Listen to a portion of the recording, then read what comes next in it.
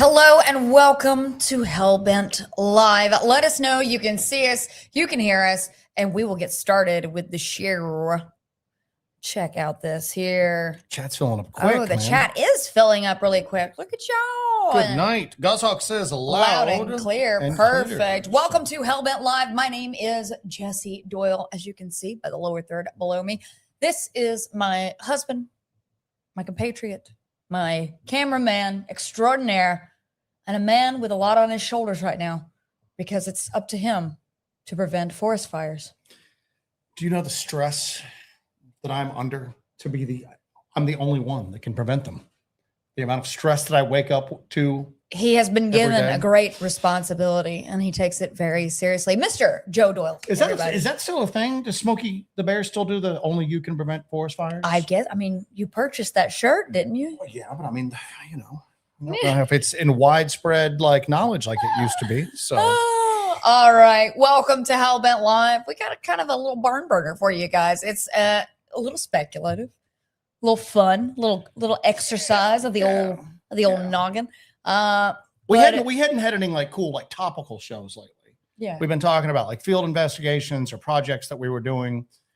I just want a good meaty wild ass theory night. You know what I'm saying? Just from the get-go. My glasses are so dirty. I gotta put my glasses on to read this chat. I gotta tell you that right now. The old maid here. All right.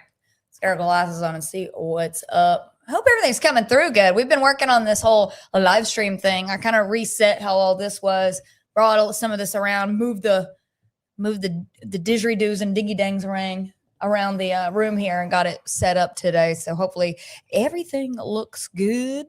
Everything sounds good. Our man Pyro, when you're good at burning it down, you get to know how to prevent them.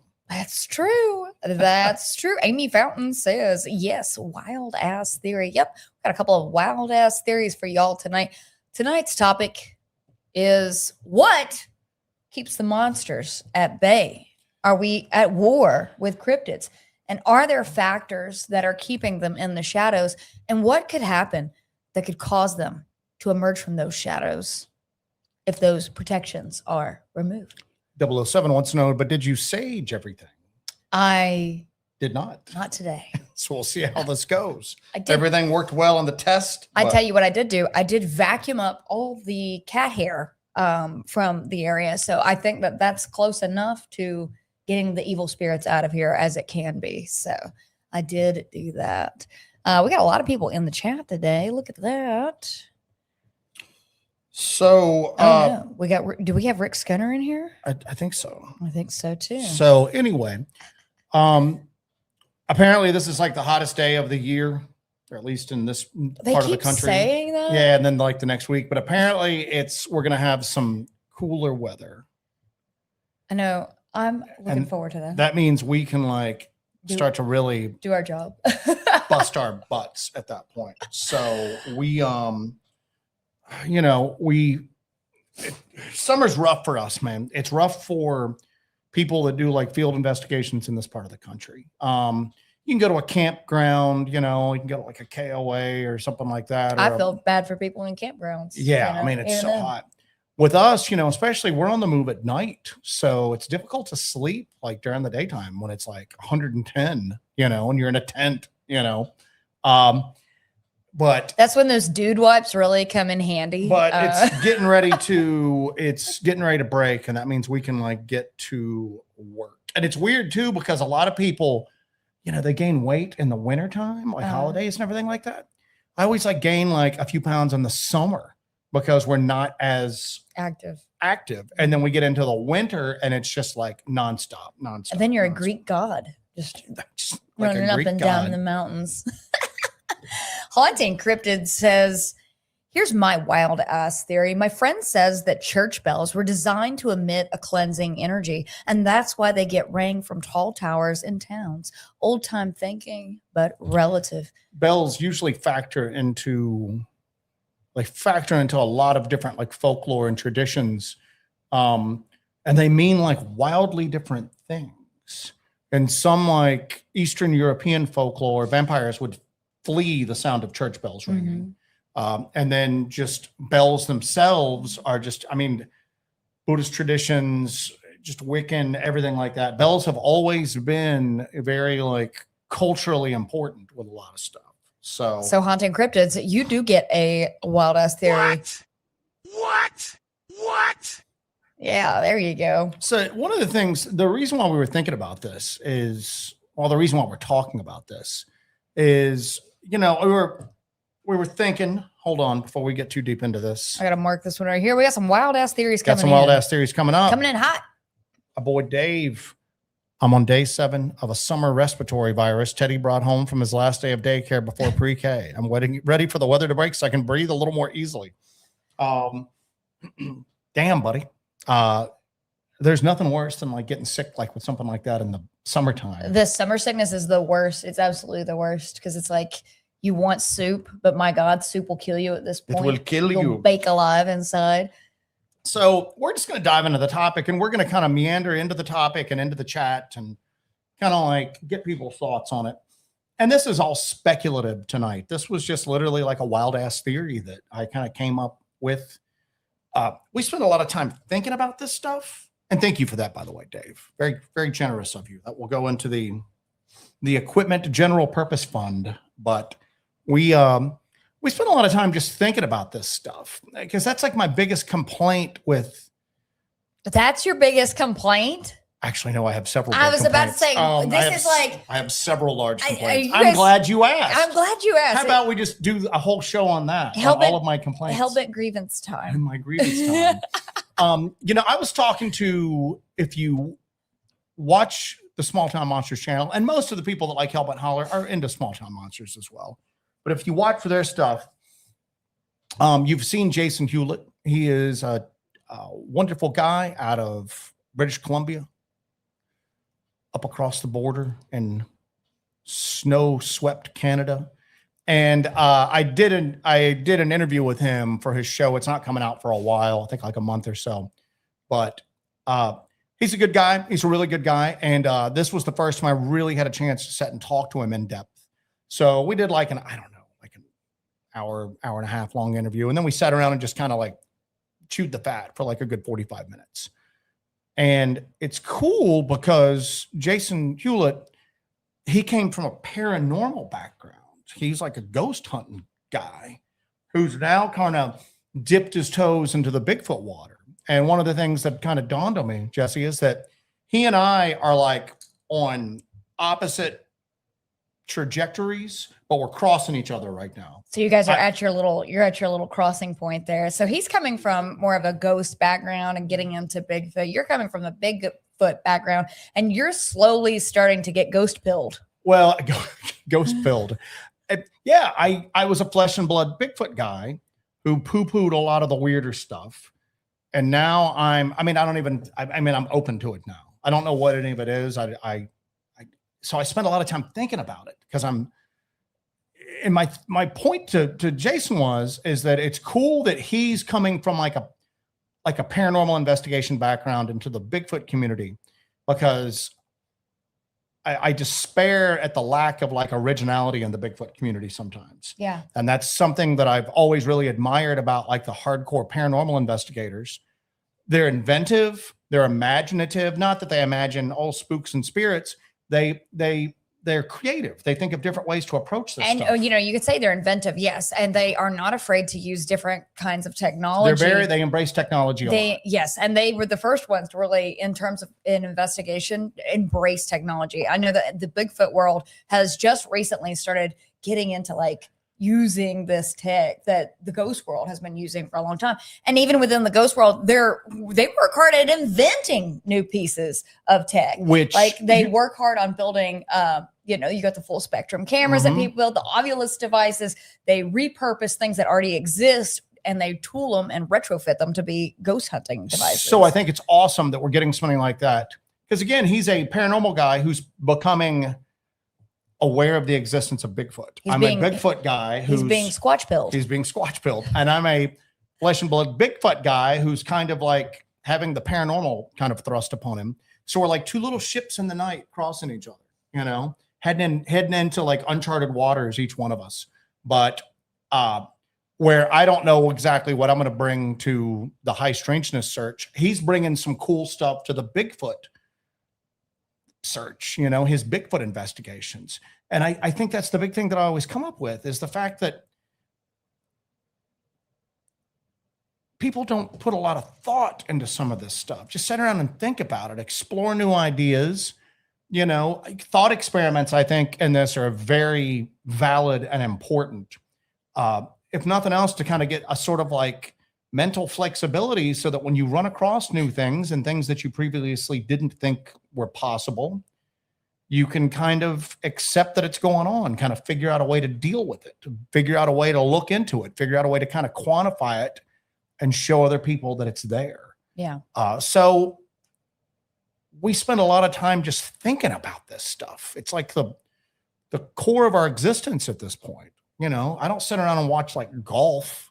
Why is it always golf? Because I really just this is gonna piss so many people off out there. I just can't stand golf. It's a hot take that we've never heard from before. Yeah, I just don't like golf. Anyway, but you will never see me What's show like up. the woman equivalent to that? Real Housewives or something? I don't know. Kardashians. But you'll never see me show up on like a golf message board causing drama. And if you do, please report it at 1-800-649.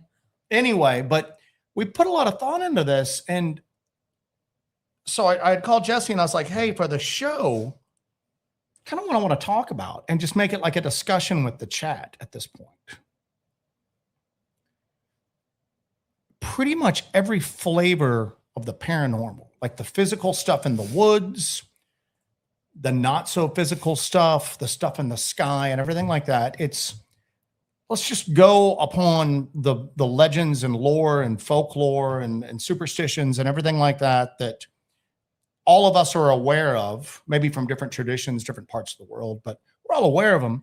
And it's I think it's a pretty common thing between all of those that the other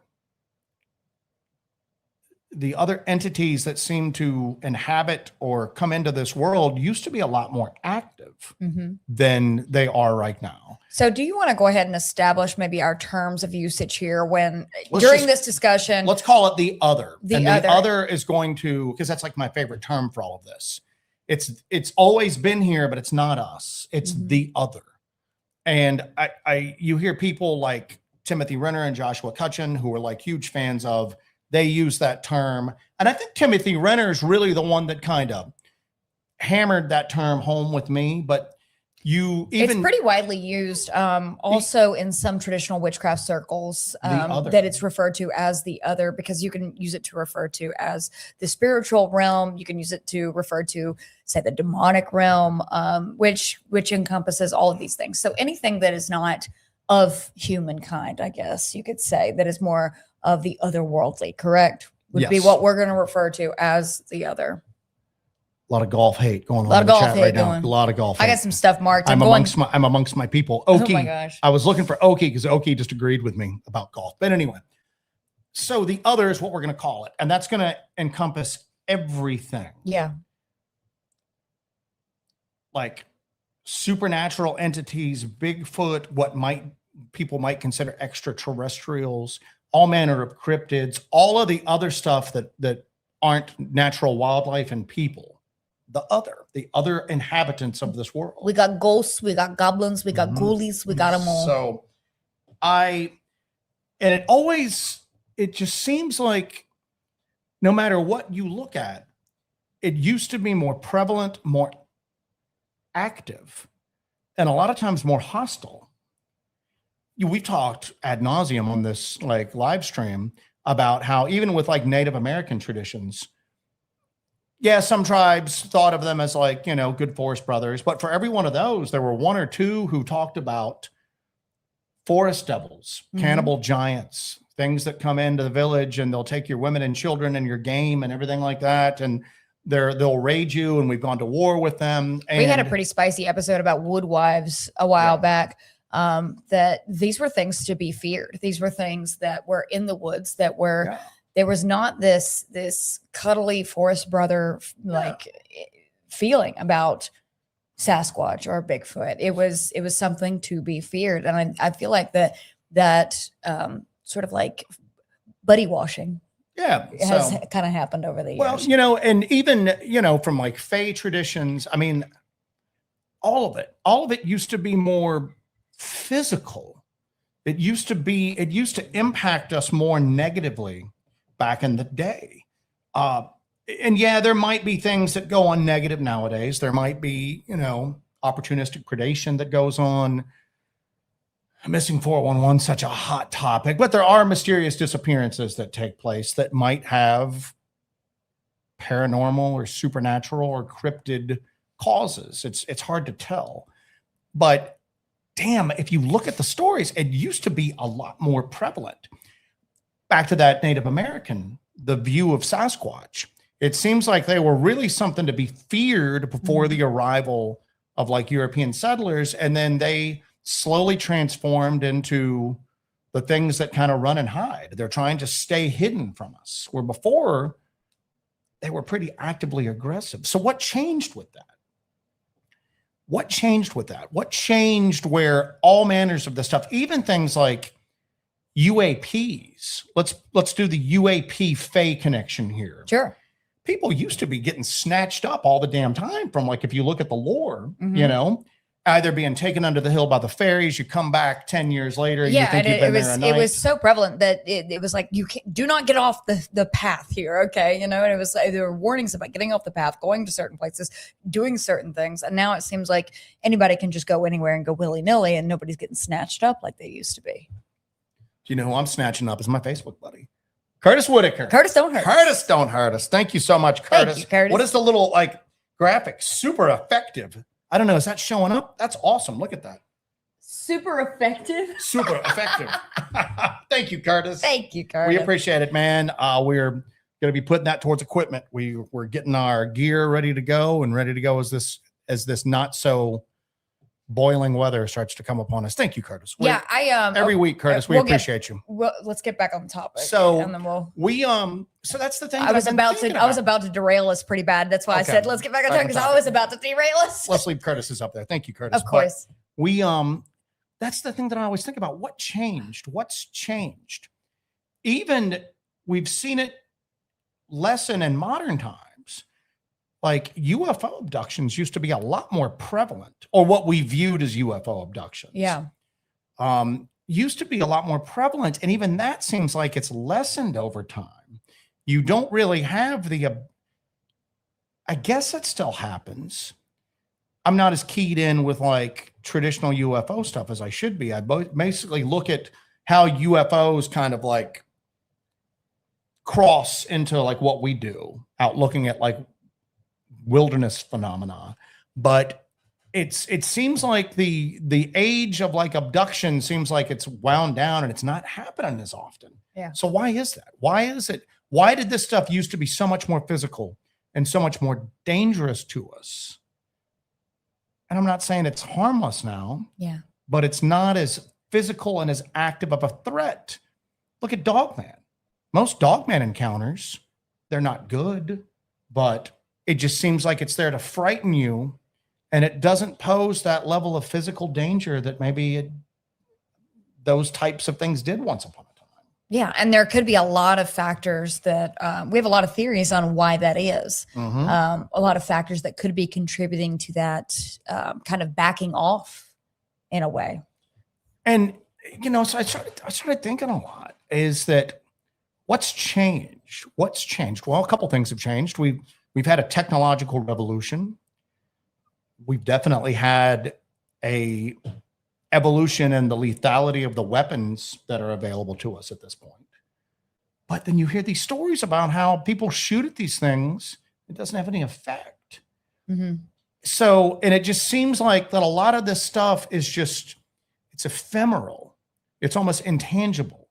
It's there, but then it's not. And it just doesn't seem like it has the physical presence that it used to. And you could also think that there might be a possibility, and we can maybe explore this a little bit later, but there's also a possibility that that these things gain power from that level of fear or acknowledgement. And because people don't really believe in them like they used to, it's not a prevalent belief system like it used to be. Maybe that power is not being, imbibed into it. That's a good thing, is that it used to be the majority of the population believed in this stuff and took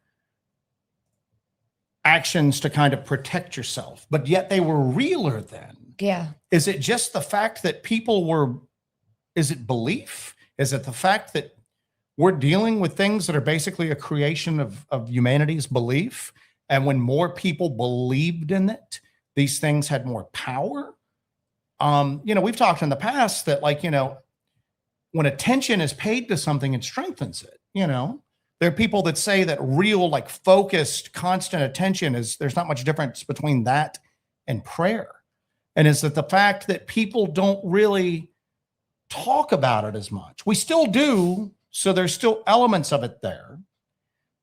But maybe humanity has kind of been the co-creator of some of this stuff. It's given shape to some of this stuff. And now that not as many people, people go out on a journey, they're not worried about running across spectral black hounds or being taken by the fae. And you also have to think that where we are right now in our society and culture is our brains there is a war for our brains and our attention span right now. So we're in a 24/7 news cycle, and you're constantly being fed current events, what's going on right now, who's been murdered, what's happened here, and who's being murdered? Well, that's a whole thing, but that's a different show. I'm just saying that that's the whole thing, that we are being occupied by all of that. And there's never any time for our spiritual reflection. And you've got sort of like a crisis of faith with a lot of people too, where they've abandoned religion. They've abandoned personal reflection. They've abandoned all that because their minds are occupied 24/7 by this constant just shoving of information down our throats. Everybody's constantly on their phones. Everybody's constantly occupied. And so there's no space in their brains or attention spans for this kind of thing. But what really always throws me with the whole tulpa egregore thing, and which I shared a short from our episode last week on that today, which is actually pretty fitting for this. But go on.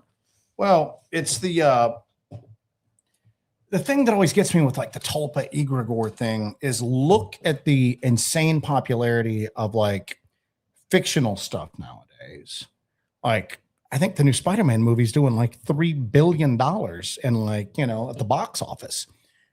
Harry Potter was this insanely huge cultural phenomenon. Freaking House of the Dragon. You know what I'm saying? Twilight. So Twilight. So you have all of these people that get completely obsessed by the millions, if not tens or hundreds of millions. I mean, I had a House of the Dragon dream last night. That's how much it's permeated my mind. But we're not seeing those things take form, even though there's a metric crap ton of people thinking about them constantly, almost even wishing that they were real. Yeah. So that's the only thing that always kind of throws me on the tulpa and the egregore thing, is that if it's just done by a consciousness, then we'd see focus. We'd see these other people having Spider-Man sightings, stuff like that. But last week you used Teenage Mutant Ninja Turtles as your example, which I absolutely love. But we also kind of discussed last week that there were seeds of their existence already there, and that this attention could possibly be watering those seeds and cultivating. That's the thing, is that if you're believing in something that's not real, it doesn't really do anything. If you start to believe in something that is real and it's trying to manifest here, then, it's like I could plug a battery up to this desk and it's not going to do anything. Mm-hmm. I can plug a battery up to this computer and I'm going to make it work. I'm going to make the screen light up. It's going to have the energy necessary to do what it was meant to do. So that's the other thing that I'm thinking about too, is that, and it's a little complex. And we'll see if I can try to like explain it in a good enough way. And if it's coming out murky, just stop me and correct me. All right. We have noticed that when we are out in the woods, the fewer people that you have present, the more likely you are to kind of encounter some sort of activity. The Tennessee camp out that we did. Yes. Things really kicked off when we broke people into small groups of like four or five. And this is based on our experience too. Usually it's Joe and I just by ourselves going out into the woods and doing this stuff. You can see examples of large groups of people. They don't really have a lot of experience, like a lot of experiences out in the woods. But when you keep the group small, you keep the audience small, then it seems like the phenomena wants to show itself. So going back to the Tennessee camp out, we were going out there. The host took us out there the first day, and it was a group of 30 or 40 people just in a line going through the woods. And it seemed like there was no activity going on. We were just death marching through the woods, 40 of us at a time. And then Joe and I had the idea, let's kind of reflect in what we're doing here. Let's reflect what we do when we're out in the woods, and we have a lot of success. So we broke everybody into smaller groups, staggered everybody out. And it seems like each of these smaller groups were having their own experiences, and no group had the same experience as another group. Everybody had a different set of experiences, and we were far enough apart to where nothing kind of overlapped at all. Somebody that heard something over here, this group didn't hear it, but you had multiple people in one small group hearing it. So everybody seemed to have their own experiences, but it seemed to really kick up when you had these smaller audiences that it was focusing on. Well, John Keel used to talk about, because I'm rereading The Eighth Tower right now. And it's always a long read for me, not because it's a difficult read, but because it's such an enjoyable read. I just find myself rereading passages over and over again before I move on to the next one. But he talks about John Keel, he looked into all manners of weirdness, most probably well known for the Mothman stuff. And he said that, especially with UFO sightings, that they usually took place in the middle of the night in sparsely populated areas. And he said it's because it didn't want a big audience. Okay. And so I kind of thought of this today, and something kind of occurred to me where you just said that it didn't want to show itself to a lot of people. Yeah. Maybe it can't show itself to a lot of people, and that the more people you have there, the more consciousness you have there, it kind of reaffirms human reality. Does that make sense? Yeah. We all live in a consensus reality. And even some people who are like into cryptid stuff, they're into Bigfoot, when you really dial down, they don't believe in it. They're just, it's an interesting thing. It's a fun thing for them. It's their version of like Harry Potter or Marvel or Disney. It's a pantheon of creatures, and it's just, all the different types, and it's cool, but they don't really believe in it. Because the consensus reality of the 21st century is that none of that stuff exists. Consciousness is a weird thing. We're still not even quite sure whether it originates in our brains or if our brains are a receiver bringing consciousness in from somewhere else. Maybe if you get enough sentient conscious entities in one area, their version of reality becomes stronger. So maybe these things physically can't show themselves to large groups of people. Maybe they just can't do it. When you get two people in there, we have a minimal effect on the reality around us. You get 10 people, a bit more of an effect. You get 100 people, you have much more of an effect. And I've always said that whatever these things are, there's something to it here. You don't have, let's just say the interdimensional hypothesis is correct, and these things are coming out of portals. They're coming through little rips in reality. They're bleeding over from somewhere else. We don't see that happen in Times Square at 3 p.m. on a Friday afternoon. And I've always gone, well, that's because there must be some sort of intelligent control showing when it appears and when it shows itself. Maybe that's not the case at all. Maybe it's the simple fact that there's more people there. There's more consciousness there. It's like there's a barrier that humanity puts up.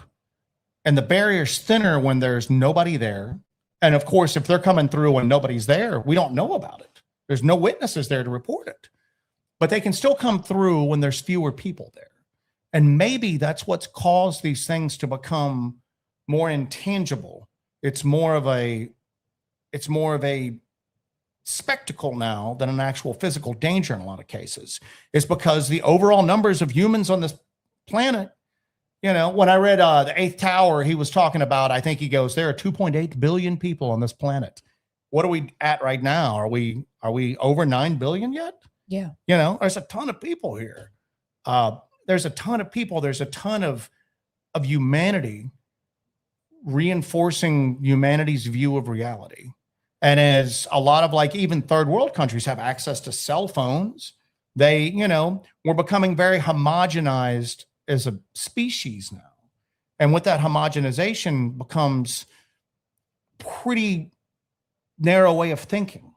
So is that what's causing some of this stuff? Is it the simple fact that the more people you get, the less likely it is for these things to cross over? And if they are able to cross over or show themselves or appear, it's a watered down version of what it would be in an area with no people at all. Does that make sense? That does make sense. Okay. Yes. So, and we again, got some big brain stuff going on tonight. We always have big brain stuff going on in this chat. Somebody asked, I don't have it marked here, but somebody asked earlier, they're like, Joe, you're getting insanely deep tonight. Are you on mushrooms?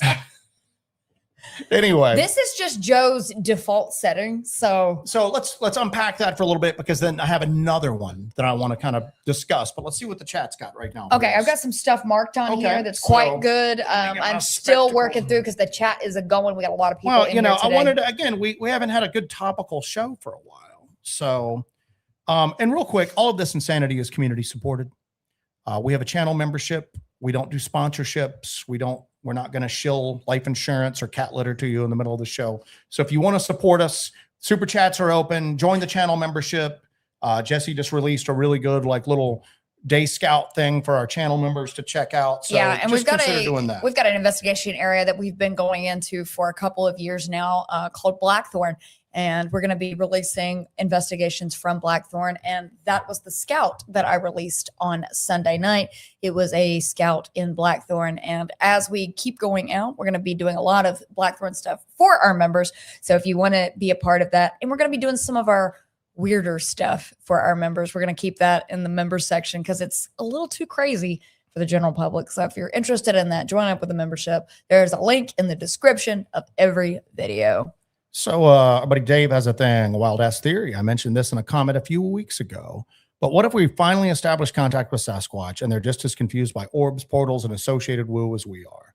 Now, keep in mind, just as people are becoming more homogenized, maybe these different phenomena are not connected at all either. Yeah. Maybe they're just as confused if they see us or some other phenomenon. So if a Bigfoot shows up somewhere, and, oftentimes let's go back to the film we just released. You'll have Bigfoot experiences, and then you have orbs. Who's to say that the Bigfoot is not just as confused by the presence of the orbs as we are? Well, let me throw one at you too. Throw it at me. Maybe the orb activity in the woods is the Sasquatch equivalent to UAP activity for humans. Yeah. Maybe our pilots and people on the ground are experiencing these things in the sky, and what we term as UAP activity. Well, if Sasquatch is a breathing separate species from us, it's mostly they're forest dwellers. They live under tree canopy. Maybe the lights in the woods are the same thing as the UAPs we're dealing with.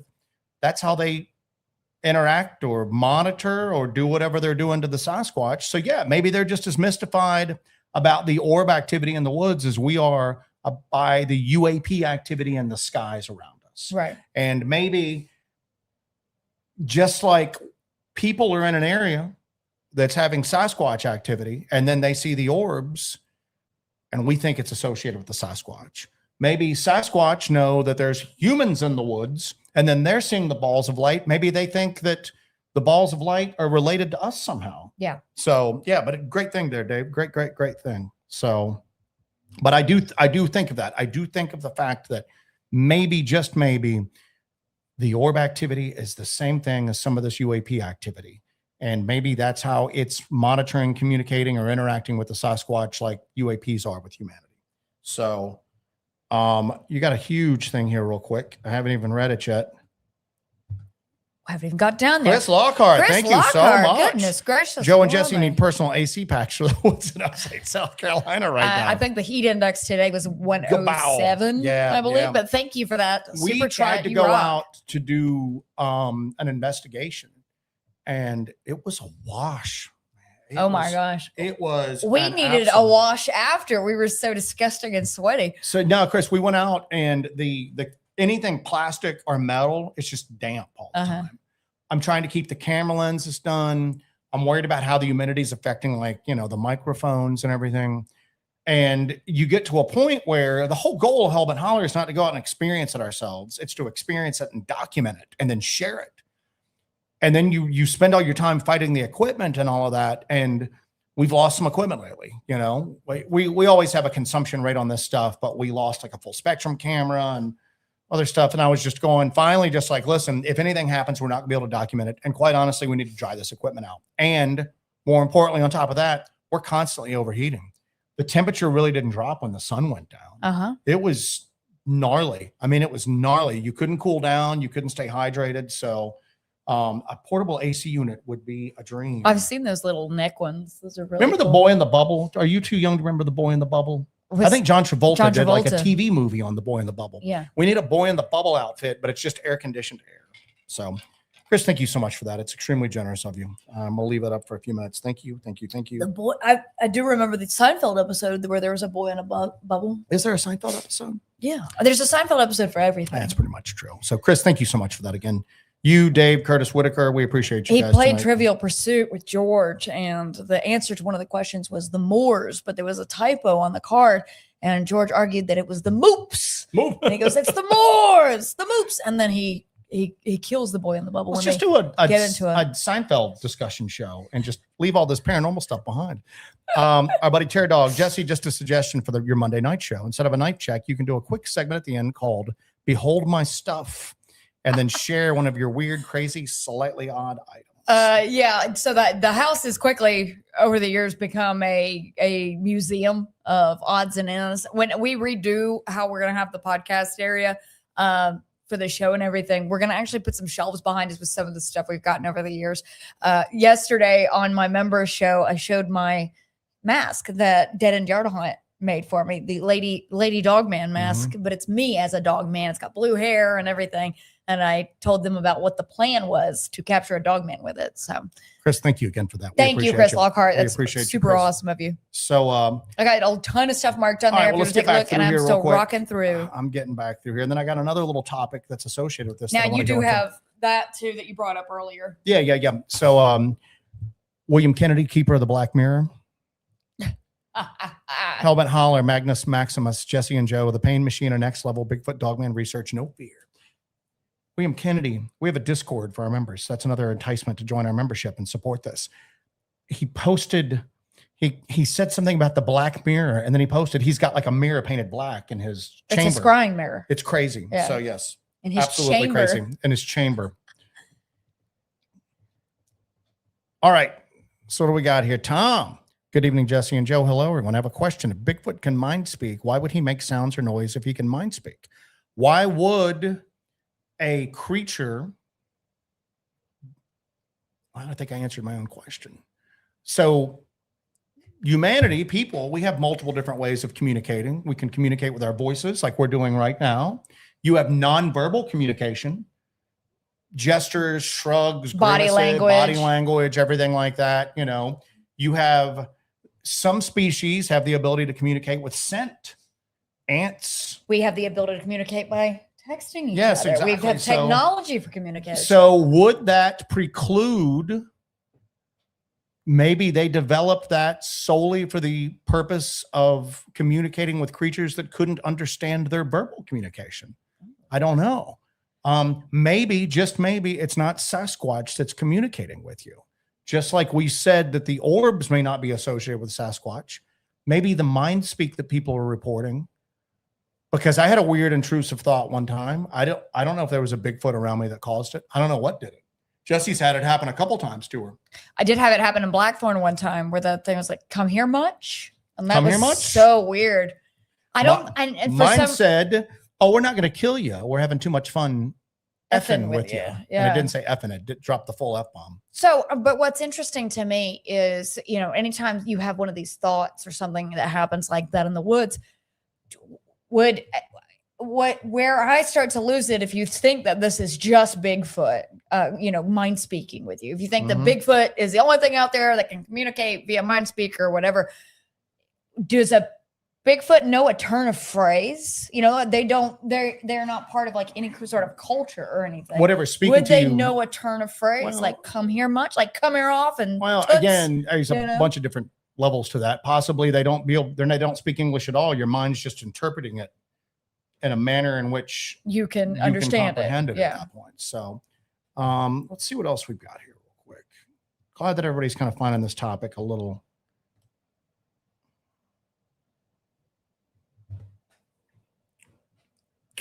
Raffmaster. I'm curious about how dreams come into play when they are Bigfoot focused. I've started to have them frequently, and they always consist of them hiding from something that's threatening them. That's wild. No clue. A lot of this stuff is liminal. It's on the boundaries of two things. It's like on the boundaries of our reality and another reality. It's imaginal almost. It seems like some of this stuff does exist in your mind, but it's still real. Yeah. With Fae and the fairy and, you know, that sort of stuff, that aspect of the other, it wasn't imaginary, it was imaginal. It had a reality to it, but it was almost like a psychic kind of reality, almost like something that, you know, it was a mental reality mixed in with the physicality that it has at that point. So that's a crazy dream, man. I would actually like to hear more about that.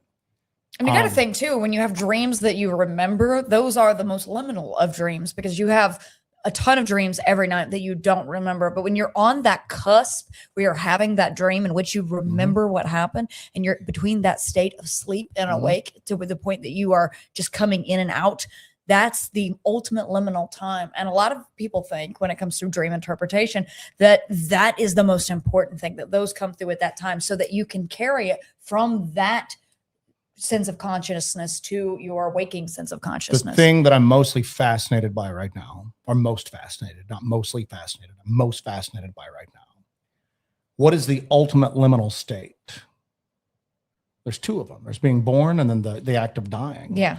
And how some UFO activity, you see the spirits of the dead. They appear as your loved ones. That's tied in with a multitude of cultures.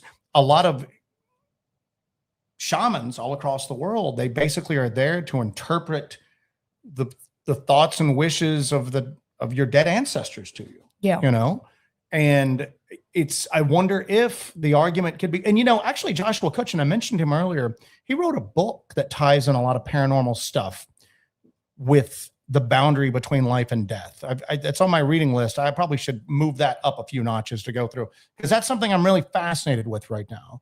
And if you look at Robert Bigelow, the guy that, you know, popularized Skinwalker Ranch, the guy that was involved with some real hardcore government activity with high strangeness, not just UFOs, high strangeness, Dogman activity, hitchhiker effect, what we would consider Fae activity, things coming out of freaking portals.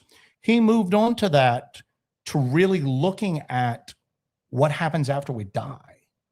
And I think the people that are mostly in the know on this stuff are starting to see a connection on that because that's the ultimate liminality at this point. Yeah. I can't help when you brought that up. You know, my first thought was when you were talking about seeing loved ones and everything like that. First thing I thought of is when we were filming Sasquatch at the Sumter, which is our second film we did for Small Town Monsters.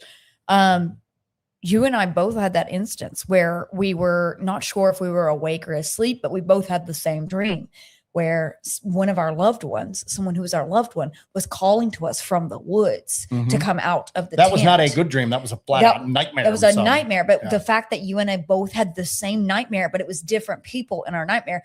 So we weren't like experiencing, it wasn't Curtis Whitaker wasn't in the woods calling out to both of us or anything. You know what I'm saying? I'd go if Curtis Whitaker was out there. If Curtis is out there, I'm like, all right, Curtis. Got to roll the dice. Curtis would never hurt us. Curtis would never hurt us. We're Curtis would safe never with Curtis. hurt us. So. That's the thing.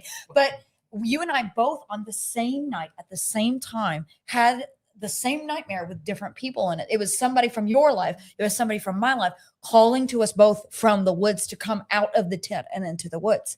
So could something be manipulating that state of consciousness and also that, you know what I'm saying? That's like every culture out there has things about where things can move through your dreams, connect you through your dreams. But I'll never forget that. That was probably one of the scariest things that we have experienced. And the fact that you and I both experienced that on the same night. So and we both woke just pouring sweat and terrified. Greg Newkirk is pretty convinced that Sasquatch is a ghost. I think he actually thinks that it's like the ghost of Neanderthals and stuff like that.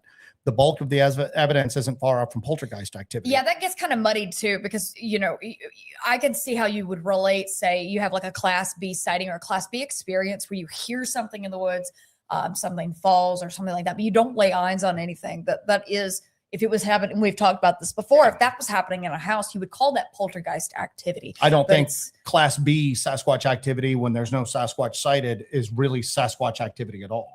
Something being thrown, a weird vocalization, a scream, knocking, bad smells. It's poltergeist activity in a house. Why do we think it's different when we're in the woods like that? I don't, and I sometimes go into the fact that I don't think that Bigfoot is the spirit of something deceased. I think it's more akin to the fae sometimes. Yeah. You know, so. Yeah. So does he think that it's like the ghost of a Neanderthal? Like he's mentioned that before, that he thinks that Bigfoot is like the ghost of a I just wanted to kind of clarify like that line of thinking, and then considering what you're experiencing in a class B experience to be sort of like poltergeist activities. I just want to kind of separate those two concepts a little bit there. Buddy Wolfman, I think at least when it comes to Blood Mountain, I think the will-o-wisps orb you saw are fae, spirits of the dead, or the forest spirits of Nunahi. When it comes to, and I said this in the Blood Mountain doc, you know, when it comes to the Brown Mountain Lights, one of the legends is that the Brown Mountain Lights are the braves, the souls of the fallen braves that were a part of a battle out there, you know, wandering the mountain looking for their maidens. That's one of the classic stories of Brown Mountain. So there is that connection that's already kind of established in that folklore that is fallen Native American spirits. And we were in a spot where there was an intense battle between the Creeks and the Cherokees. And we were there on a liminal time. We were there at the summer solstice. All right. Our Deborah Farrell Queen for your trip to Florida. Accommodations free. The Skunk Ape awaits. See, now that we definitely got to wait for a little bit of a cool down for that. But I'm so ready to go to Florida. You have no idea. I want to go and do some skunk aping. I really, really want to, but I know that we're going to have to wait for a little bit of a cool down for that. Are you allowed in Florida? To the best of my knowledge, I am. So I guess I'll find out at the border. So thank you so much for that, Deborah. We appreciate it. Thank you, Deborah. So let's see what else we have here. I jumped over a few of these. Stone Maven's got a good thing. Are you thinking it's a mental projection and they can't make large numbers of people see the same thing? That's not what I was saying, but you just that's a cool idea. You approached it from a different direction than I did. And yeah, I think that's very valid. I was thinking the fact that just the presence of people maybe keeps something back from being able to cross over. But having a bunch of people around you reinforcing that consensus reality, you're into some like John Keel super spectrum stuff at that point, you know? Maybe that's, I didn't think about that. Maybe there's a limit on the bandwidth for projection at that point. Look at the brain on Stone Maven. So I like that one. That's why I clicked that. I was like, oh yes, let's take this from another Wolfman, angle. have you experienced mind speak with Dogman? I don't know if we've ever encountered Dogman. I don't know what those thermal images of the LBL were, if that was Dogman. In that case, we didn't really have any like mind speak type stuff. Yeah. We have some other thermal foot. I think we're going to put that other thermal footage out with the caveat that I don't Which know one? the URI. Ah, We got some weird thermal footage from Uwari that looks like an upright creature with large ears on top of its head. yeah. But I don't know what it is. It could be something cryptid related. It could be natural wildlife, or it could just be residual heat on a tree that the thermal imager was picking up. It does have quite an interesting shape. It's got an interesting shape. And you shared it with Walter, didn't you? I shared it with a couple of people that have done thermal hunting just to kind of Yeah. get their thoughts. Oki and Walter have taken a look at it. And I think I shared it on one part of the Discord, but I think I'm going to put that out for public release Okay. just to, if I had to say something, I don't think it's anything of note, but I'm not 100% positive of that. So we'll share it out. But so yeah, Wolfman, I don't know. I'll tell you right now that I think if Dogman exists, I don't see it as a fully physical creature. It might have physicality to it, but I don't see it as being a. Somebody had an separate interesting species. thing about Dogman. I marked it. I gotta. But then find again, it. I've also had I've had what I would consider, if it was mind speak and not just my mind playing tricks on me, I would consider it negative. So possibly. Somebody said something that kind of goes along. Cool Crow with that. Productions. Good to see you. Thank you so much for that. Cool Crow. Did I mark Thank it? you. Thank you. Thank you. Thank you. Thank you. Thank you, Cool Crow. You're pretty cool crow, man. So Pretty cool. I swear they said something about this. City Witch has got a good one while you're looking for that. Most modern human societies Got just it. aren't as connected with themselves and with the natural world around them. So they can simply no longer see or interact with the other. And I think that's becoming pervasive worldwide. It's more pervasive every day where, you know, the digital age is like encroaching upon like every corner of the earth right now. Yeah, you got places like Sentinel Island, you know, but and it's getting worse when you have areas that are completely rural and they are putting something like a freaking data center in it, you know? Everybody knows Sentinel Island is the island in the Indian Ocean that has an uncontacted tribe on it. Well, they've been contacted some in the past, but you know, It didn't work out well. didn't work out well. But they've like killed people who have like shown up on their shores. They had a helicopter go overhead to kind of survey the damage to the island after a tsunami in there, and they were seen firing like bows and arrows at the helicopter. But that's an area that is basically insulated. There's no intrusion from the modern outside world at all, with the exception of them salvaging some metal off some wrecked boats that kind of come up on their shore. But there's no TV, there's no radio, there's no internet. Wait, they've not built a coconut radio at this point? They've not done the Gilligan's Island coconut radio. There's no professor on Sentinel Island. But what I wonder is, what's stalking that island with them? What sort of cryptid or paranormal activity do they have there? Is it magnified? That's a good. Yeah, I mean, that's And something. how would we ever know? And how would we know? Yeah. So anyway, They'd never wonder know. what's going on in that. So I little found corner my of the thing world. where we were talking about Lay it on me. Turdog says, we see many eyewitness reports about juvenile Bigfoot. How come we never hear of any juvenile Dogman? Is that because they are manufactured? You actually do hear in the LBL. There's been Elijah Henderson's gathered a few tales of dog child. I don't know what you would call it, but pups. Ugh, that's so there's- weird. I don't know why I don't like that. I Yeah, don't like there's- that terminology. There's at least two that I can think of that have had offspring. But young it ones. seems like overall, if you, you have a couple of instances where people talk about this, yes, but it seems like overall, as opposed to the Bigfoot phenomenon, you don't have as much of you don't have like this birth to death kind of thing, that you don't have like old ones, you don't have young ones quite as much as like with the Bigfoot phenomenon, when people talk about things that they have seen out in the woods. And there is something to be said that, is there something spiritual to Dogman, that it just comes into an existence fully formed? If there is no birth, there is no birth, adolescence, childhood, juvenile era, adult Dogman, that they are just coming into this earth and manifested fully formed. Is that a possibility? Maybe, I don't know. I still think that is a Dogman is a creature of pure supernatural or paranormal origins that has some physicality to it sometimes. Yeah. And that's what I think that is at that point. So anyway, So, what else you got in that chat there? Real quick, and then we'll. I'm rolling through the chat now. I'm trying to catch up onto the chat. So if you want to get into the marked stuff, Oh, you got some more Mark stuff here for There me? I is think I got some. all of it. So, shows well, then going look off, at you. shows going off the damn rails. Well, if you want to talk about maybe your New Orleans. yeah. So the other thing I facet. thought of is it just the sheer number of like the number of people out there? Is it You never talked about your electromagnetic. That's what I'm getting ready to go into. Well, my man. Well, my man. So, My dude. So my other thing was this: is it not just the sheer numbers of humanity that are keeping these things back, but is it something else? What else is what else has increased right alongside with our numbers, with our population? Our technology has increased a great deal. Yes. The air is filled with Signals. Electromagnetism is just prevalent from your cell phone, from these computers.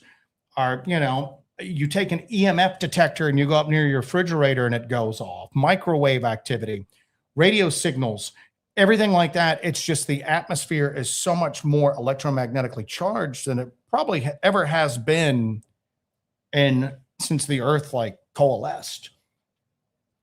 And as that's increased, has that had an effect on what's able to manifest here, appear here, come over, cross over, whatever? Is that what's going on? Yeah. And is that why John Keel noticed that these things showed up in more rural areas? It's not the lack of people, it's the lack of the accompanying technology that goes on. Now, there is some things in here, UFOs are kind of attracted to nuclear, reactors and weaponry and stuff like that. You do hear tales of them recharging off of power lines. But what about the physical stuff? Does that have an effect? And there's some holes in that theory, but because Bigfoot are sighted in power lines sometimes. Some people say it's because it's an open space and humans can see them easier. Or some people say that they're there because of the electromagnetism that's coming off the power lines. Maybe certain types are attracted to it, but a lot of the stuff that our ancestors used to deal with are repelled or weakened by it. We've had the issue with our equipment being drained, batteries being drained, equipment being done. And in the paranormal communities, it's using that to strengthen itself. So it may manifest. Yeah. And we've even kind of explored that by using EM pumps when we use the beacon to kind of draw something in or maybe give it enough strength to manifest. We've explored that as well. And we've had some interesting results from using that. So again, we're just kind of working through different theories and looking at different angles of things. Yeah. So, but maybe it's the fact that when these equipment malfunctions happen and these battery drains happen, maybe they need to knock that stuff out before they can show it themselves. Maybe they don't become active after the battery's drained because they've taken the energy for their own use. Maybe they had to get rid of that electromagnetic interference before they could come through under their own power at that point. It's almost like it's geofencing in a way. Exactly like that. It's exactly like that. It's exactly like I'm going to cross this electrified fence, but I need to knock the electricity out first. I'm not going to get stronger from the electricity. I need to get rid of what's there because it's interfering with the unique properties of my own existence at this point. So it's just something that I look at and I go, maybe that's it. Maybe it's just the fact that we've got so much unseen energy in the air around us. Maybe that also goes into why a lot of these phenomena used to only come out at night. The sun sunshine's basic. It's solar radiation. It's solar energy. Maybe there's something to these old tales and tropes that these things can't appear during the daytime or they have to hide when the sun rises. Maybe it's just for the simple fact that the sun is pumping out energy that is not conducive to these things having a physical shape or a physical reality with us. Does that make sense? Yes. So, one of the things I thought of is that, New Orleans after Katrina, the population, there weren't that many people. There were still a ton of people there, but the population numbers decreased because of all the evacuations. And there was no power. There was a huge swath of like land down there that had no electricity at all. And the paranormal activity blew up right after Katrina came through. And I'm like, maybe that's because there was a lot of what we would consider natural energy pumped into that region. And then the man-made energy disappeared and there weren't that many people. So it was a more fertile ground for these things, paranormal activity, physical cryptid activity. There were vampire reports from down there that were, as crazy as it makes me sound, more credible than 99% of the stuff that we talk about on here on a weekly basis. So maybe that is what you see. Maybe we were kind of like temporarily returned back to like an earlier state of being of mankind when these things were more physical, more present, more prevalent. They interacted with us more. Maybe New Orleans, and just because I have personal experience with that, maybe it's a snapshot of what it used to be like when there were no electrical appliances or electrical lights and there were no cell phones going on or anything like that. So, And what is the possibility that, and I put this in the description actually, because it was something I was thinking about. What is the possibility of what could happen? Let's do a little mental exercise here. What could happen if there was some sort of black swan event, like an EMP that knocked everything out? Maybe that there was widespread death of humans in an area or something like that. So there's a black swan event. Could there be a possibility with this theory, this working theory we've got going here, that there would be a resurgence in this kind of these entities coming into that area? I don't know where it's at, but Great Music Fan 57 goes, would we see more entities in an EMP or a CME, a coronal event? There you go. Maybe. I don't know. That's the thing. That's where I'm going to. It's just that and I'm not saying any of this is real or any of this is true, but I'm not saying it's not. I mean, I don't think we've got all the pieces to the puzzle for a lot of this stuff. And I think that we at least need to consider some of these other possibilities instead of just going, oh, Bigfoot does this or Bigfoot does that or Dogman. I don't know what the hell Bigfoot does, you know? Anybody who says they do know what Bigfoot does has done a lot of self-editing of the information that they've allowed themselves to consider. Yeah. So, anyway, what else we got here? Got some stuff marked on there. I'm trying to get through the chat. There's so much here. I'm trying to get through it. It's a thought-provoking. There's a hair bit of babbling going on as well here. So, all right, let's see what else we got here. Let me jump into the good God Almighty. Bonnie Blue says maybe cryptids are researching how to take down power lines. Sabotage. Cameras and stuff could be easy for them to tank. Big transformers, not so much. So maybe they're working their way up. But again, too, the other thing is that we can't apply Our logic or even a motivations. one-size-fits-all explanation of some of this stuff. Even, you know, what we consider Bigfoot might not just be one phenomenon. That's why some of them act like monkeys, but aren't monkeys. Others act like another species of people. Others act more paranormal. They have more of a paranormal presentation. It's because they're all different. They're all different things. So let's see what else we got here. Janet Walmsley says storms cause trauma to the land and people are drawn and they're drawn to that. So maybe there's that huge trauma that occurs. You know, you got to think about that. We've seen that in areas where there has been massive human suffering, that these things are also drawn to that. And there, again, you can go back to saying that there is no one size fits all on all of this. It could be a mix of all of these factors going on, that you could have these places that are areas of huge upheaval when it comes to the physical land around you, but also the massive human trauma that is involved in that, but also the reduction in people out there and electromagnetic fields.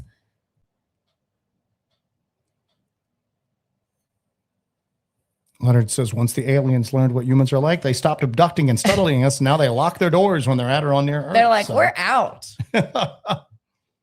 They are out. Right. Lady Wolf is out for the night. Good Lady night, Wolf. Lady Wolf. Hope you're doing well. I was chatting with Lady Wolf earlier. So, see what else we got here.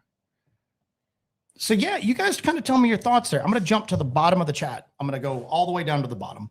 So if you put something up before, I Yeah. didn't see it. But this is some cool stuff to think about. This is like this is what we're kind of doing. We're brainstorming here. We're kind of throwing some new theories and new ideas at this and saying, what if, instead of thinking, oh, this is the way of it. And this is how we kind of come up with new ideas. Is we all kind of throw these out there and see what wild ass theory kind of Mhm. sticks. All right. Oh, Miranda Crew has a knife check. Oh, knife check. We've got since it was the war thing, because that was my thing, is there like an unseen war going on that we're not even aware of? It's The stuff unseen war. that was a great like dark dive. That was a great dark That was a great dark dive. Can't wait to get dark dive going again. But are we basically, and hey, here's the deal.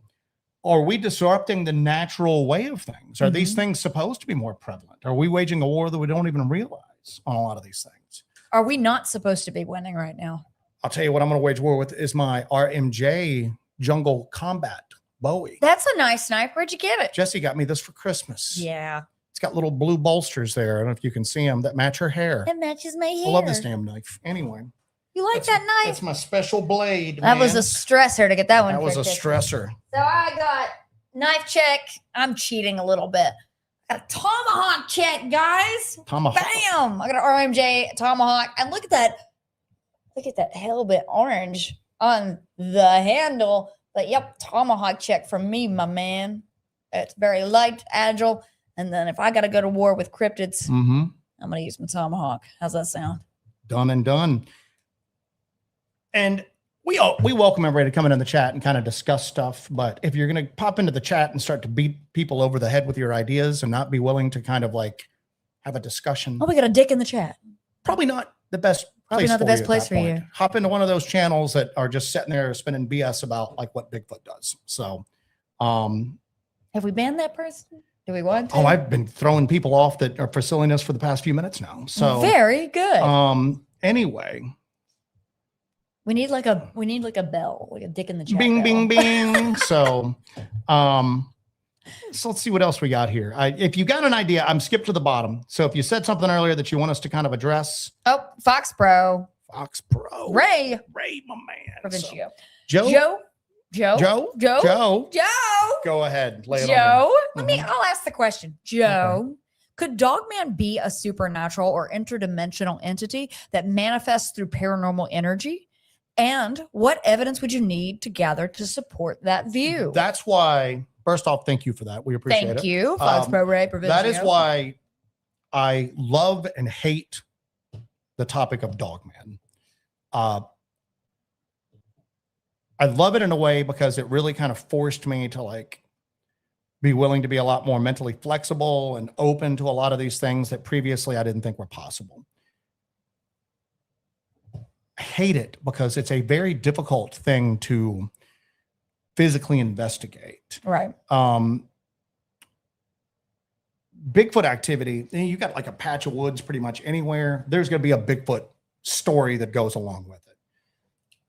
We have sometimes had luck going into some areas where we really didn't know if there was Bigfoot activity reported there in the past or not. But it fit a certain criteria that we have. And we just went in and we got weird activity that kind of lined up with Bigfoot. Dogman is so much more hit and miss. Dogman, there's not as many reported like encounters. There's definitely not as many reported what I would consider credible encounters. When it is there, it doesn't leave the physical evidence that Sasquatch possibly does. It has like qualities of like a haunting, but without the localization, like the localized, knowing, there's a haunted house. It has that kind of like fleeting, ephemeral kind of quality to it, but it's very difficult to, and you've got your hot spots, you've got like, the Beast of Bray Road, Michigan Dogman. You've got areas where there have been like flaps of Dogman activity, but it's a more difficult thing to investigate because it's harder to find, it's harder to track down. But to your question, if they manifest through paranormal energy, what evidence would you need to gather to support that view? You would need to have an area where Dogman was sighted and preferably have a sighting yourself and have something that would be able to possibly measure at least some of that energy, a Geiger counter, a tri-field meter, spectrum analyzer, something like that. Hopefully that whatever, and I'm just enamored with the idea of John Keel's super spectrum, that there's energies on either side of the regular electromagnetic spectrum that we're aware of. There's things going on out there that we can't detect. But sometimes there are things that we can detect. Mhm. So that would be the thing, is that if you were to be in an area where Dogman activity was going on and you were getting strange signals on the equipment that you had, on those, you know, the spectrum analyzer, Geiger counter, tri-field meter, EMF detector, all that jazz. That would be one way that you could go, okay, there's something more than just a physical creature coming out of the tree line, doing whatever it does, and then escaping back in and hiding very well. So hope that answers your question. Thank you for that, Ray. We appreciate you, my man. Wolfman says the higher dimensional being can see the lower dimensional But being. can the lower dimensional being see the higher dimensional being? Probably not until it intersects with that, with their own plane of existence. A three-dimensional being could look at a two-dimensional being just like you would look at a comic book on a piece of paper, and it wouldn't know you were there until you stuck your finger through their plane of reality, in which case they wouldn't see a finger, they would just see a cross-section of your finger. I always think about that with like UFOs, some of these oddly shaped UFOs we have. Are we seeing the whole thing, or are we seeing the three-dimensional intersection of a fourth or fifth dimensional being at that point? Does that make sense? We're seeing the part of it that intersects with our reality. We're not seeing anywhere near the whole. Reverend PC says, where is the screaming man? He's right here, Rev. Ah! Ah! That never gets old, does it? Jeff Matlow says, did you find an uptick in activity after Hurricane Helene? So we actually did our Halloween. We did 2 Halloween specials. We did one on Devil's Night and we did one for Halloween. We did those after Hurricane Helene because we had to chainsaw our way to get to that mountaintop cemetery. That was the Devil's Graveyard and Ghost of Appalachia. That's what it was. That was the origin of City Boy was right after Hurricane Helene and all that too. So we did that, and it was, the activity was off the chain out there in that area, and we had to chainsaw to actually get to that cemetery to get that. And that was the origin of the kin as well. Well, I think we even like said it openly on the show that we were really kind of worried about with what we do after Helene came through. The areas that used to be very accessible by foot were no longer easily accessible. It would sometimes take you miles around to try to get in there, or you were literally just hacking your way through down trees and whatnot. But we were talking about, did the storm scare off whatever was out there? Did the storm like move it on out? You're thinking about it like a physical creature, you know? And when we went in, it was bananas. It was so active. I'm talking stuff that I see. It was the one in the, what did you call it? The Devil's Graveyard when you were doing that Estes session. The woods around me are alive at one point, man. You're hearing like all sorts of crazy stuff in the woods around me. Microphone's picking it up. It was bananas. But yeah, it seemed like it magnified whatever was going on out here, or it released stuff that previously weren't able to. I don't know. Well, if you go back to Skinwalker Ranch, every time they go out there and dig, it seems like the activity ramps up. When you have a house and you start to remodel it and then poltergeist activity whips up, there could be something to that when there's a giant disturbance in the land, when there's a giant upheaval, you know, that sort of stirs things up and uncovers things or releases something. Chris says, too bad YouTube won't let you get away with boomstick checks. We always carry the same thing out in the woods. We always carry our Glock 10s and then occasionally a Mossberg Shockwave 12 gauge. But usually we're carrying like, we don't have as much variety with those. That's our old tried and true. See what else we got here real quick. Everybody's talking about knives right now. I got some stuff marked on there if you want to go on to the Let me marked dive section. into this. I've got this here. We're coming up into the latter part of the show. Bonnie Blue goes on the sentiment as well. Damage to the land could stir up high strangeness, just like the renovation of a house can stir stuff up. Jaeger's got one. Hear me out. Dogman has been propagated by Bigfoot to throw us off their trail. I don't know. I mean, the dog, come on, werewolves, man. I say that exact line every time we talk about this. Werewolves, really? It's hard enough to accept Bigfoot, even though Bigfoot's not mundane by any stretch of the imagination. But regardless of that, there's something going on. I just think that it's such a sexy topic, you know, werewolves and everything like that. And then, you know, that we allow the horror movie aspects of it to kind of overtake the high strangeness of it. Yeah. But again, like I talk about this with Jason Hewlett. Is your interview with Jason Hewlett out yet? No, it won't be out for a while. Oh, okay. So, All but right. you'll get a little sneak peek here. A little snippet for you. Some of the government funded programs that were looking into Skinwalker Ranch and the UAP phenomenon, some of those people, these are former and active military intelligence officers, very accredited scientists that have done work with our government. These people are credible and sane and effective enough that we are giving them money to keep us safe. They're involved with national security. And they're reporting that after they have experiences with high strangeness, they're seeing upright canid creatures in places that don't make sense sometimes. Yeah. Backyards of a house in the suburbs of DC, inside their homes, that it's a physical, almost paranormal phenomenon that seems to spring up after they have encounters with other things. Now, Dogman reports, there's not as many of them as Bigfoot reports are. But if you want to just really look at it just objectively, there may not be as many, but the reports that are there, some of them have a pedigree that there's no Bigfoot reports that have that same pedigree. Yeah. When you see these self-same people talk about Sasquatch, they kind of just go, well, you know, it's probably, you know, it's culturally important to some of the indigenous tribes. And maybe it's a thing, you know, they kind of just blow it off. But then they talk about the upright canids. It's a real thing. Yes. Those are in, Dogman is technically in the congressional record with some of these reports that have gone in. So when you get right down to it, may not be as many, but the pedigree of some of this Dogman stuff is stuff that we don't have in the Sasquatch world. Sasquatch investigations are basically amateur people volunteering their time and money to look into this. Right.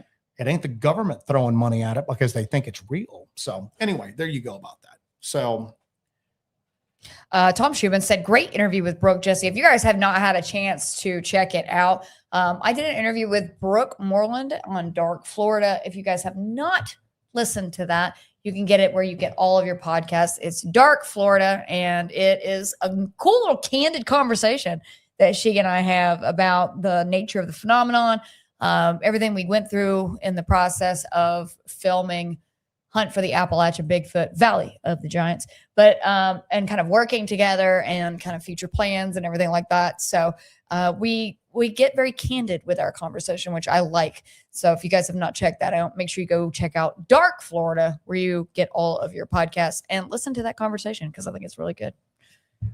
I was not invited on the show, but that's okay. Moving on. Julie Bug, wild ass theory. Give me that wild ass theory sound, Jesse. Wild ass. What? Maybe Dogman is from another realm and has to come to this realm for some kind of initiation to prove itself, like a predator. Ooh. It's here to, like, you know, maybe It's like a gang initiation. Well, you know, if you look at how Dogman mostly interacts with people, it's very fear-inducing. It seems to take pleasure in it. It definitely goes out of its way to communicate to you that it could kill you if it wants to, but it's not going to. It's very similar to, remember the Native American tradition that some of the tribes had of counting coup? You familiar with that? I'm not. Let's tell me about counting coup. Counting coup would be that you got a great deal of honor of going up to a dangerous opponent, armed opponent, and touching them without killing them and then getting away. You count coup. And it's kind of shameful that this person was able to get up to you and touch you. I counted coup on you. I've basically, and I'm sure I'm butchering it. If Pyro's in there. It's like in Hannibal, when Hannibal Lecter escapes. Pyro, our buddy Pyromedic is Western Band Cherokee, and it was mostly the Western tribes. And I'm probably butchering it. I'm not as conversant with that lore as I should be. But maybe it's similar to that. Maybe it comes here and it gains something from scaring us. And that's why it seems so damn happy to do it at that point. So Ray Melendrez says, speaking of Skinwalker Ranch, what if an investor / interested party threw serious money at the Sasquatch phenomenon? How, holy cow, could it possibly get weird? It did. There was a guy, Tom Slick was his name. Tom Slick. Yep. Who gave the BFRO a boatload of money. Did Tom Slick give him money? Was it Tom Slick? Tom Slick Tom Slick was way before. Tom Slick was way before that. That was the Yeti expedition. That was the Yeti guy who threw a bunch of money at it. I Yeah. can't remember the guy's name that threw money at the BFRO. I don't know. Boy, if I had like a rich unknown uncle leave us like a windfall, though, we're getting weird with it, baby. Do you know what I'm saying? We pretty much spend all of our like spare money on this as it is, and then whatever we get. But we would do crap that, and guess what? Some of it wouldn't work at all. It would just, some of it would be, guess what? But that's how science advances. There's a lot of failed experiments before you get to the one that works. But what if it turns out badly? Like we've got this rich guy that wants to throw all this money and we really make headway and then we capture one and he just wanted it for himself. Like and then kinky reasons? Sexy reasons? Is that what it is? What was that movie with Demi Moore and was it Robert Redford where he was going to, you know what I'm talking about. What? Maybe it's that. No, it's not that. I was going to suggest that he wanted to have it for his own personal menagerie. Oh yeah, but their menagerie's code for something else. Menagerie's code. So anyway, Kinky but if we reasons. had that, because like I said, We are coming to the end of the show. we get weird within our limited scope. But Do we if, now? If we had, like, if we ever get this channel big, which acting like this we never will, and we actually have like income coming from it, and we're actually able to throw like major resources to stuff like that. JD Smooth says counting coup is when they'd go to the tribes, camps, and different things, and they would take things from them or mess with them without getting caught. Well, that also applies to it. So, but we would get super weird with it, man. We would get super weird with it. Our buddy Cryptid Castleberry. What constitutes victory in a cryptid war? What constitutes victory in the Grove? A camera surviving. I'd still, and here's the deal, man. People are always, and you know what? Maybe I'm wrong. But just because these things can do things that we can't, don't mean that there's things that we can do that they can't. I don't think like, prostrating yourself before, well, you need to approach it. No, I'm not approaching it. This stuff's taking joy in messing with me. That is not going to like beat me into submission. You know what I'm saying? I'm not going to worship. These are Bigfoot fighting words. Yeah, these are Bigfoot fighting words. Is that, you know what? Well, you need to approach it with respect. I was just in the woods. I wasn't doing anything disrespectful. If you're going to mess with me then, well, then guess what? I'm not going to back down. I'm going to keep throwing stuff at this until I get what I want. Proposal.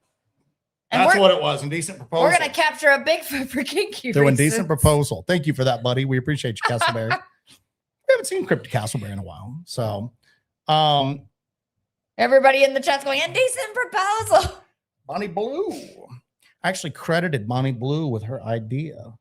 I'm going to save it so that way it's cool. But I credited her as not fellow internet weirdo, but I said our friend folklorist Bonnie. So, what? Give us the what sound, Jesse. Oh, geez, I wasn't ready. You She need to wasn't really- ready. You need to be on the ball. What if some of these phenomena can only cross into our realms at certain times? Would that be a plausible reason we hadn't heard of Dogman or rakes until recently? Again, I think that it ties into what I kind of gave you a shout out for. I think that we have encountered them. They've just gone by different names, and maybe their physicality or the way they presented themselves were slightly different. There have been stories of pale, hairless, bipedal, upright creatures going back, if you look at like some of when you get into like the Middle East and ghouls, things that like literally come out of and they eat the dead and all that. A lot of times they were described what you would consider a pale crawler or a rake to look like. And I think that you see them at the 7-Eleven at night. Oh yeah, you do. So, but then and then the Dogman phenomenon, there's been stories of upright wolves. A lot of the things that get trotted out. Was it which saint was it? The dog-headed saint. St. Christopher. Was it St. Christopher? I was going to say St. Christopher. It didn't sound right. And then the cynocephali and everything like that. If you look back into and if you look at it from a contemporary to when those stories came out, there's explanations for some of that.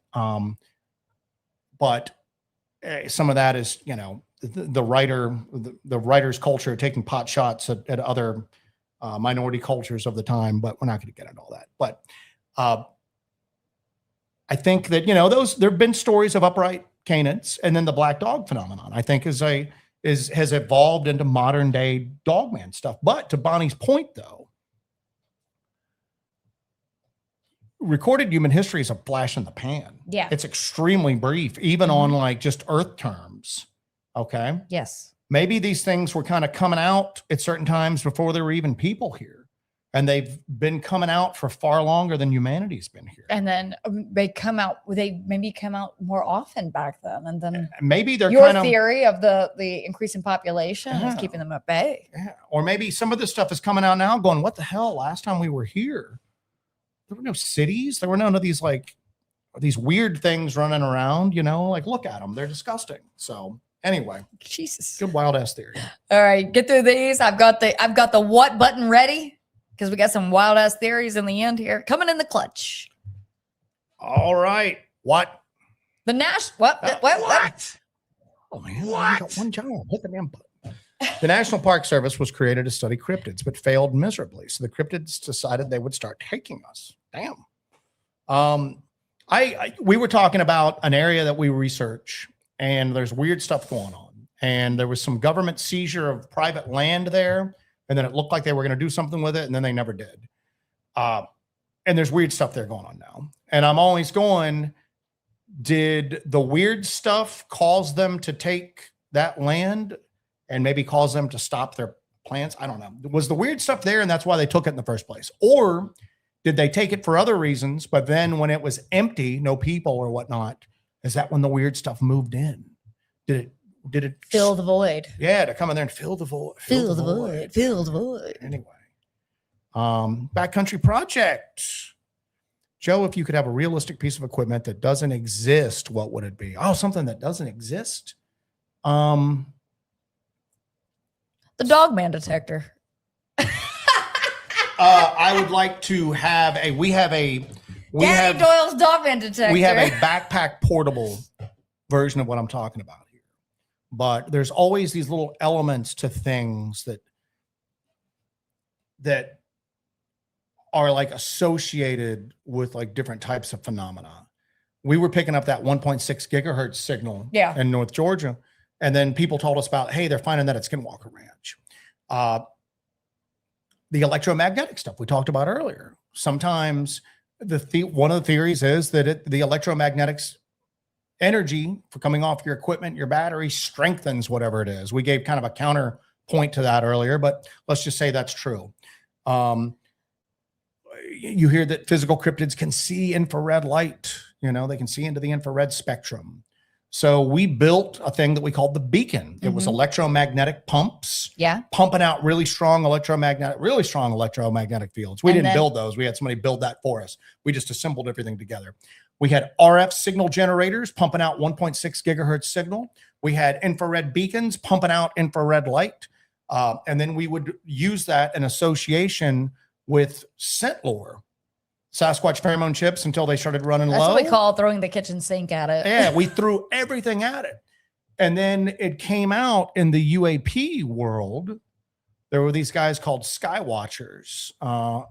The guy with the egg that we talked about, he said he transported a big alien craft ship. The psionics people. The psionics people, that people were using mental abilities to communicate and control UFOs.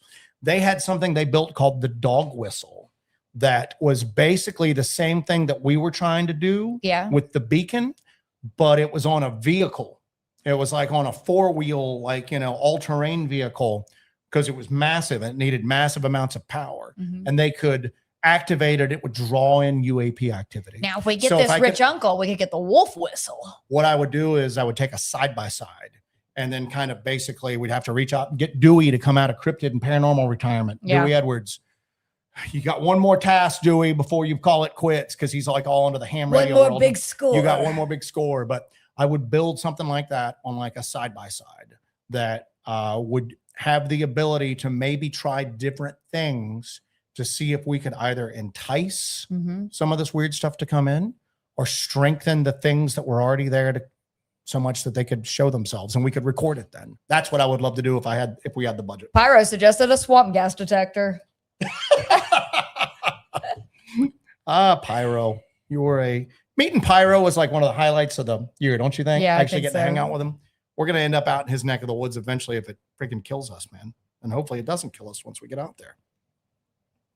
Nail ribs to trees. There you go. There we go. Staple tampons to limbs. Yes, indeed. So, That's the kitchen sink approach right there. Sherry Griffey running around with smoking hot dogs.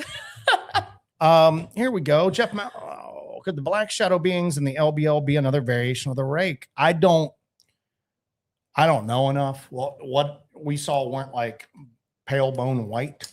It was almost a void. It was beyond Weird. blackness. It didn't seem like it moved like a natural creature would, but it still, at least in my case, moved the branches. I don't know. We've heard some like things on that. And what's crazy is that's something that fascinates me, but we didn't catch them on camera.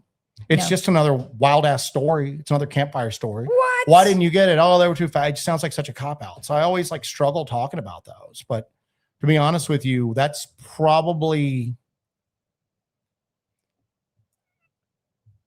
that was even worse than like seeing that weird light in North Georgia, that burning light thing. To Yeah. me, seeing those things, I saw one, you saw two. Pork Chop decided to chime in here. Oh, good Lord. All right. Full hold on. auto Zagnut cannon.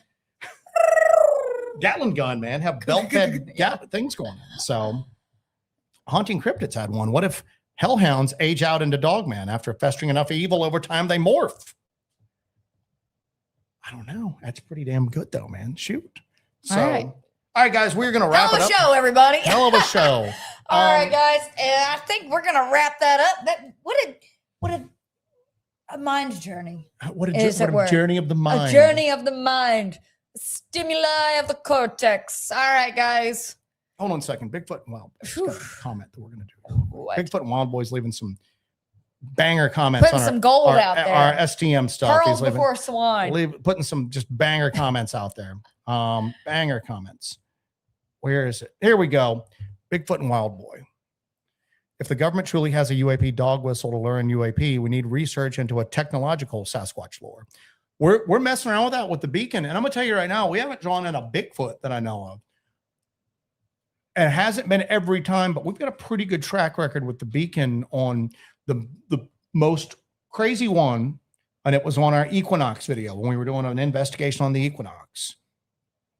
We left the beacon going and we put a full spectrum phasm cam on a little battery handle on a little rinky dink tripod. We balanced it. It very was not this carefully. past equinox. It was the prior equinox. Was it even? I think it was even the one before that. Might It have was a been the while one before ago. that. This was up in North Georgia. We heard something at the Burning Light area. We heard what sounded like something banging on an empty 55-gallon drum, Yeah. like a real hollow, like boom, boom, boom. Yeah. So we left the beacon there and we put a full spectrum camera on it and we let it running, left it running.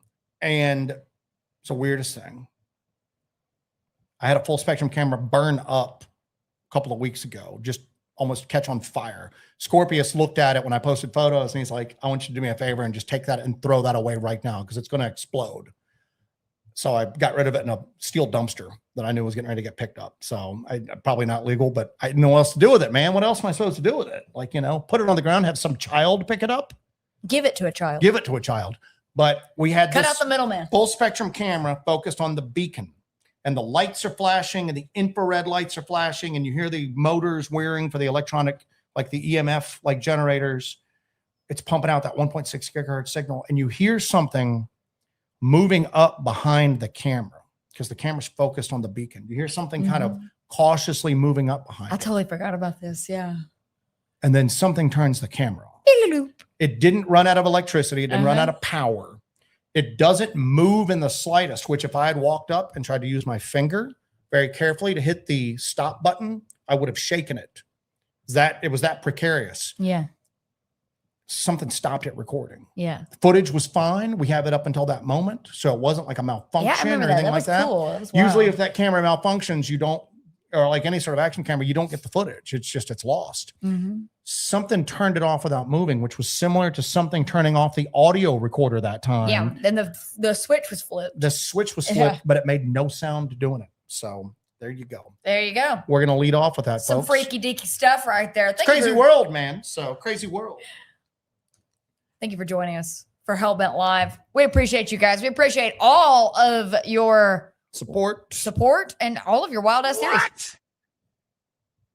We love them. All right, guys. Thank you for joining us. We had a blast.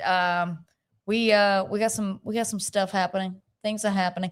If you want to support this project and get some extra content while you're at it and join our Discord, join up with the membership. There's a link in the description of this video and all of our videos. You can join the membership. You get extra content. You get an extra live show every week. You get access to the Discord. You get extra videos. You get cool scouting videos, all of that stuff if you join the membership. And it supports this project. It keeps us in batteries and keeps us rolling on this project. So we really appreciate our members and everybody that supports everything. We appreciate everybody for the super chats tonight. You guys are fantastic. We couldn't do it without you guys. Obviously, it's going to some good stuff because the stream survived. Real quick before we go out, for those of you that are still here, because I know some of you are heading out because the show is basically over. How was the stream quality tonight? How was the video quality? How was the sound quality? We have worked very hard to eliminate anything that the gremlins could take advantage of. Let us know how it looks, please, in the chat before we leave out. Let me know how this looks. This was, we had to redirect some money from field equipment onto this equipment, but we did. So please let me know in this chat how this came out real quick. And I'm just going to babble until somebody tells me. Joe wants to know. Give Joe the feedback. 5 out of 5 on all, according to Reverend PC. All right. Was really good. Have a healthy stream for a man of my age. It's like, sounds like somebody's frying chicken in there.